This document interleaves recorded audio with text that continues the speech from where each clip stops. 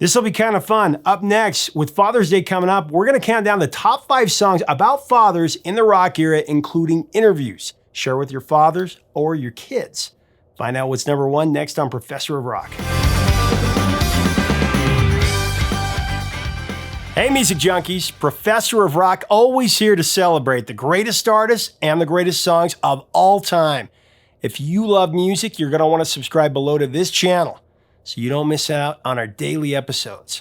Now, with Father's Day coming up, I wanted to talk about songs about fathers while at the same time honoring my own dad who passed away recently. I've talked about my dad in the past and his influence on me, especially in pop culture. And as I previously mentioned, we had a complicated relationship growing up. I'm sure many of you have experienced the same thing with your father. But music is where we met in the middle and shook hands. For a while, we could barely be in the same room. I've always contemplated my relationship with my dad through music. That's how I healed. It's how I understood him. And in my youth and early 20s, to my late 20s, really, it's how I mourned a relationship that I'd invented inside my head. From a very early age, I seemed to grasp father and son association and connection from TV shows like Little House on the Prairie and The Brady Bunch, Leave It to Beaver, and old Disney movies. And it was kind of an unhealthy expectation that I put on our bond of, what I expected. Bruce Springsteen was the first artist that helped me shatter that perception that I created from a false presumption that were based on make-believe ideals held up by pop culture. Bruce always wrote about the difficult relationship that he had with his own father and how it molded him. And there have been plenty of other artists and songs that have covered this subject, especially in the 70s and 80s when I was growing up. Some songs are devastating life lessons, like there's Harry Chapin's Cats in the Cradle. I'm gonna be like you, Dad. I'm gonna be like you. Some are regretful odes like Jim Croce's Time in a Bottle, or Simply Red's Holding Back the Years. Brilliant songs. Strangled by the wishes of fate. And some are celebrations, like Paul Simon's Father and Daughter. A few of Madonna's greatest songs touch upon her relationship with her father, from Papa Don't Preach, one of my favorites, to the beautiful and heart-wrenching masterpiece, Oh Father. Gotta go back and listen to that one again. You can hurt me now. I got away from you. I want to talk about my favorite songs about the father and child dynamic, but first I want to honor my own father with some memories, and I hope that you'll use the comment section below to share some of your cherished memories of your fathers as well. Now, regardless of the rough years that my father and I had in trying to understand one another, I feel like I had the greatest childhood in the history of mankind. To grow up in the 1980s in a small town, it was called Moreland, Idaho, it was better than the best episode of Stranger Things. Any 80s kid can relate to this to a point that we definitely grew up in the greatest decade ever. And we had so many shared experiences for various reasons. Most of us only had 3 or 4 channels.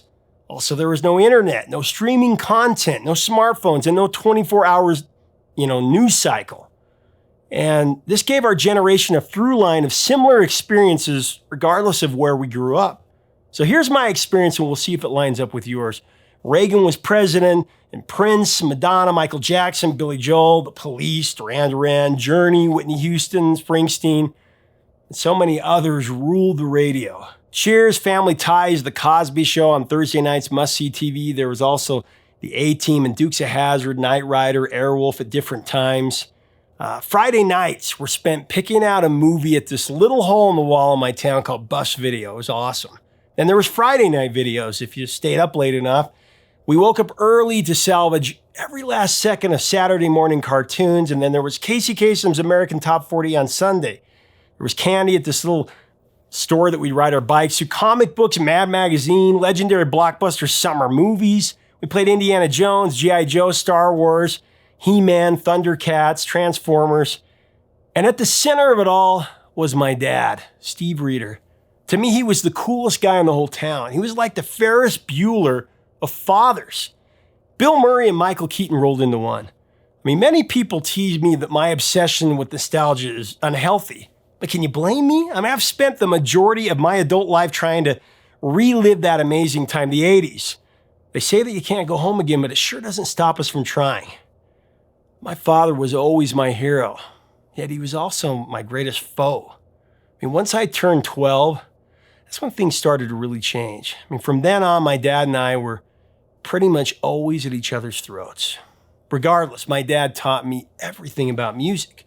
The songs that we'd hear on the radio as we drove around in his truck, we'd stop and get a pop. That was always my favorite. And then those songs would come on and we'd sing along. He'd get me to sing with them. He'd tell me the stories behind most of them and all about the artists that he grew up on. That's where I learned these things. He'd also share his memories that were connected to those songs from his own childhood, from like the late 50s to the 60s to his high school years on through the 70s. His heroes eventually became my heroes, and I turned into an encyclopedia with all those facts that he fed me, and I went and did my own research. And as our relationship became more distant and strained, I turned into this cocky, disrespectful, know-it-all teenager, and I'd lash out at my father. He'd tear down my values for sure, and I'd tear down his. He counted the hours until I'd leave the house for good, and I counted the hours until I could bust out of that small town that I felt trapped in. Again, I was young and I was blinded by my own arrogance. I was a teenager. But when I started to have my own kids, I started to really understand. To me, experience teaches us compassion. Over the last 5 years, my dad and I became really close. The last few hours of my dad's life, I was able to spend some time with him and really say goodbye. Maybe someday I'll share that story. It's quite personal, but music was a major part of those last moments. As we listened to the songs that he raised me on, so many memories with those songs. I even sang a favorite Paul McCartney song of his at his funeral. Now, when I left the small town that I grew up in for good, I followed my dream, and that dream was fueled by the music that my dad raised me on. Since then, I've interviewed over 500 musicians and tried to tell the story behind these songs. And I can tell you that every interview I do, and I mean every interview, my father is in that room with me. He'll always be there, and the values that he taught me. One of my favorite lyrics that stuck with me all these years, and I've brought it up before, is from Don Henley's song, The End of the Innocents. To quote it, "But somewhere back there in the dust, that same small town in each of us." It was my dad that instilled that in me. That pride for where I came from and those values. And my dad was a great example of that. We live in a really cynical world, and some people don't believe in heroes. If you're one of those people that don't believe in heroes, you've never met my dad. I'm sure many of you feel the same way about your own father. So we're going to get to the songs now, but one last thing I want to say. This is the first Father's Day that I'm going to be celebrating without my dad. And I have to say that nothing in this world can prepare you for that loss. When you lose your dad, it doesn't really matter that other people have experienced the same thing before you. Really, that sons and daughters have lost their dads since the beginning of time. What matters is that you lost your one and only father, and that loss is both devastating yet profound, and yours alone. When your father dies, you go through a million could-have-beens inside your head. Family get-togethers, there's like this massive hole that can never be replaced, and you wonder what he would have said or how he would see you now, and you just live your life to make him proud. I'm blessed to have shared so many songs that were the backdrop of all of my memories with him. That to this day, when I hear those songs, it's like, he's still here. That being said, here's my Father's Day Fiver. 5 great songs about fathers to celebrate your dad. Now, these songs really aren't in order because they all mean different things to me and to others. First, an honorable mention of sorts. One of my favorite albums of all time is The Soul Cages by Sting. In my opinion, it's Sting's opus, and that's saying a lot. It has so many great songs like All This Time, Why Should I Cry For You, Island of the Souls, and The Wild Wild Sea, to name but a few. What would it mean to say I loved you in my fashion? It's a concept album inspired by the death of Sting's father. And there's too much to unpack with this album here, so I promise we're going to do a feature on this in the near future. Number 5, Father Son by Peter Gabriel. This is one of those songs that I can't get through without full-on breaking down. As the years go by, Peter Gabriel moves up in my mind of the greatest musical geniuses in the history of the universe. When it's all said and done, he might be at the very top. I mean, he's so incredibly brilliant. Equal parts genius lyricist, genius musician, and genius vocalist. There aren't many artists who can come close to his musical, emotional intelligence. Now, we're working on a video to celebrate his legacy, but it takes time because it has to be as perfect as Peter Gabriel is. Now, Peter Gabriel felt that he didn't know his father well enough, and he was getting older, so he engaged in yoga. That's something that his father had done for 40 years. And Peter Gabriel thought that it would help them to get closer. Apparently, he set up a yoga retreat with an instructor, and the teacher had father and son practice a tandem style of yoga where two people work together in close proximity.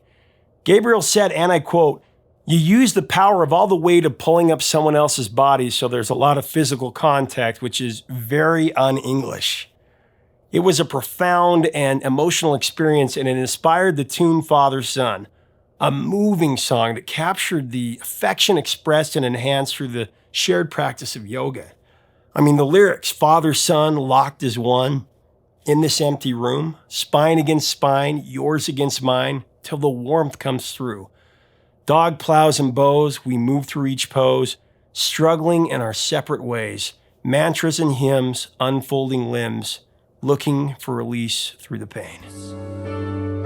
Unfolding limbs, looking for release through the pain. As Peter Gabriel would relate in an interview, one day suddenly in the middle of doing some pulling and stretching, we couldn't hold it anymore and we burst into tears. And then we hugged each other for the very first time in many, many years. My favorite lyric from the song is when Peter Gabriel conveys what we've all felt. I could hold back the tide with my dad by my side. I mean, when you're a little kid and you're with your dad, you feel utterly invincible. You feel completely safe. I could hold back the tide with my dad by my side. Then the lyrics, can you recall how you took me to school? We couldn't talk much at all. It's been so many years, and now these tears. Guess I'm still a child. Aren't we all? Just perfect. Number 4, Dance with My Father by Luther Vandross. This is such a beautiful, heartfelt song by one of the most soulful voices of the rock era, really any era. Dance with My Father won several Grammys, including Song of the Year in 2004. Now, Vandross wrote this with Richard Marx about his personal experience when his father used to dance with his mother, Mary Ida, when he was a child. To dance with my father again. Luther Vandross's father passed away when he was only 7.5. Considered by Luther as his career song, his mother once said, "I was amazed at how well Luther remembered his father, how we used to dance and sing in the house. I was so surprised that at 7.5 years of age, he could remember what a happy household that we had." Here's what Richard Marx said about this song in an interview that we did recently. Dance with My Father. I've got to talk about that with one of your heroes, Luther, which such an emotional thing when it won the Grammy and he was in the hospital and having lost your own father. Tell me about that experience. Well, Luther and I had been friends for a while, and we'd written songs and he'd sung on my records, and we were really, really good friends at that point.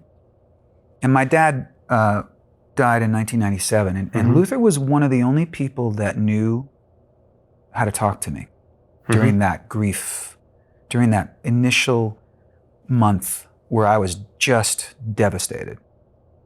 He just knew what to say to me. So I remember sitting in my car sometimes in my driveway on the phone with him. And he helped me through it a lot. He was such a great friend.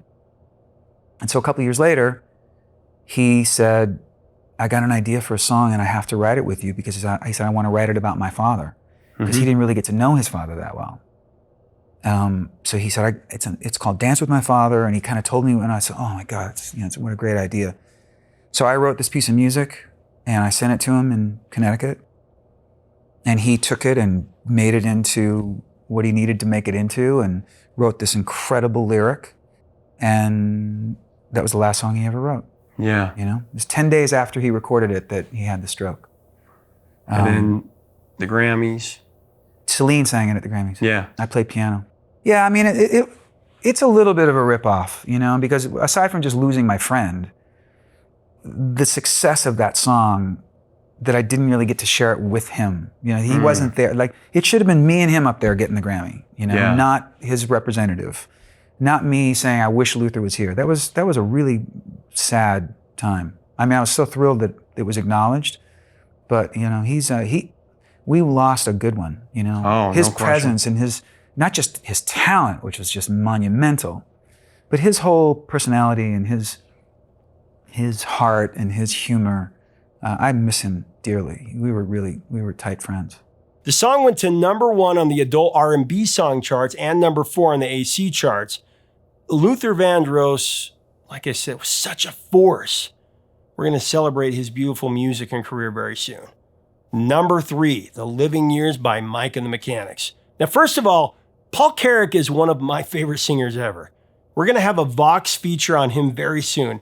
He is, as they say, the man with the golden voice, and his interpretation of this Mike Rutherford and B.A. Robertson #1 hit is the personification of absolute soulful and emotional perfection. The song was written in stages. B.A. Robertson wrote the first verse before his father died in '86, the same year Rutherford lost his father. The duo composed the music based on this verse sometime later. Robertson wrote the second verse. The final verse didn't come until right before the song was recorded. Robertson was staying at a hotel in LA and he was facing this pressure to finish the lyric before he flew back to Europe. And he went out to this garden at the hotel and the verse came to him. Apparently, Robertson was working with Rutherford when he got the call that his dad had died, which is part of the last verse where it says, I wasn't there that morning when my father passed away. And then 3 months before his dad passed, Robertson's son was born, which is conveyed in the lyrics, I'm sure I heard his echo in my baby's newborn tears. Echo in my baby's newborn tears. I just wish I could have told him. I always loved the middle verse of this song and how Carrack attacks it. I mean, the words here are a lesson that I really try to reflect on every time I can. So we open up a quarrel between the present and the past. We only sacrifice the future. It's the bitterness that lasts. So don't yield to the fortunes you sometimes see as fate. It may have a new perspective on a different day. And if you don't give up and you don't give in, you may just be okay. May have a new perspective on a different day. If you don't give up, don't give in, you may just... Are you kidding me? I mean, that is priceless wisdom that Tony Robbins couldn't convey as clearly as Carrack's voice and Robertson's words on his best day. Man. Say it, say it, say it loud.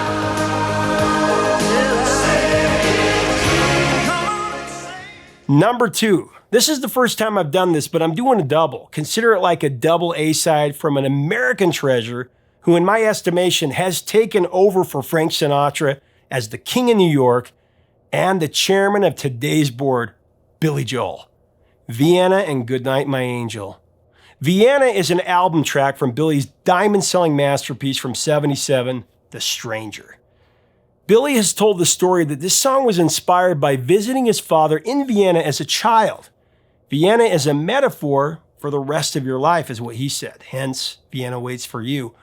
When Billy was in Vienna, he saw a 90-year-old lady sweeping the street, and he asked his father, what's this nice old lady doing sweeping the street? And his father said to him, she's got a job, she feels useful, she's happy, she's making the street clean, she's not put out to pasture. I mean, his father was basically explaining that the old world really values their elderly, and those people felt like they could still contribute. So it made Billy look forward to the future that in his older years, he could still be useful. Or in this case, sell out Madison Square Garden every month until he's 100 or longer. Slow down, you crazy child. You're so ambitious for a juvenile. But then... I mean, this song is basically a father giving his son or daughter valuable advice to slow down, take the phone off the hook, and just relax. I remember when my own dad showed me this song. We were working in his painting shop. He was a painting contractor, by the way. I was around 12 or 13 and I was trying to be 18. And instead of sitting me down and giving me a talking to or fatherly advice, he said, I know how much you love music, so sit down, listen to the words of this song. I mean, really listen, and it'll tell you everything you need to know. I think that he knew that I'd more likely value the wisdom if Billy Joel were giving it to me than if he were. Every time I missed my dad, I'd put on my headphones and I listened to this song very intently. And all these years later, it's not Billy Joel that I hear singing the song. It's my dad's voice whispering these words of wisdom to me. Funny how that switches. When will you realize Vienna waits you? Goodnight, My Angel was a song that Billy wrote for his own daughter that comes from his final studio album, River of Dreams. Billy Joel wrote this as a lullaby for his 7-year-old daughter, Alexa Ray, in response to her question, where do we go when we die? Billy wrote another masterpiece here, and I'm sure it's been a great source of comfort for his daughter, Alexa, throughout the years. I love the lyric, Goodnight, my angel, now it's time to sleep, and still so many things I want to say. And still so many things I want to say. I've felt this so many times in my life as I've sung this to my kids when they were babies to get them to sleep. And this is the line that always gets me because every night when I read with them, even now that they're older, before I put them to bed and we say our prayers, I feel this line. There's still so many things I want to tell them and say to them. And then the final line, someday we'll all be gone. But lullabies go on and on. They never die. That's how you and I will be. That's a promise we all make to our kids as parents every day. And number 1, Independence Day by Bruce Springsteen. Bruce has so many thought-provoking and soul-shaking songs about his father, Douglas. He could really give a masterclass on the father and son complexity. It's been said that every great rock artist is the result of an estranged relationship with their father. And no artist in the history of rock has captured that so poetically, so poignantly, but most importantly, so realistically as the boss. In songs like My Father's House, Walk Like a Man, Adam Raised a Cain, and of course, Independence Day. Now, the night that I left home for good, I wrote my dad a letter with the lyrics from this Springsteen song that at the time I looked at as sticking it to my dad. It was at the moment that we really hated each other. After decades of maturity, these lyrics now have different meaning to me. Here's what I wrote. The darkness of this house has got the best of us. There's a darkness in this town that's got us too. But they can't touch me now, and you can't touch me now. They ain't gonna do to me what I watched them do to you. But you can't touch me now, and they can't touch me now. They ain't gonna do to me what I watched them do to you. Now, I don't know what it always was with us. We chose the words, and yeah, we drew the lines.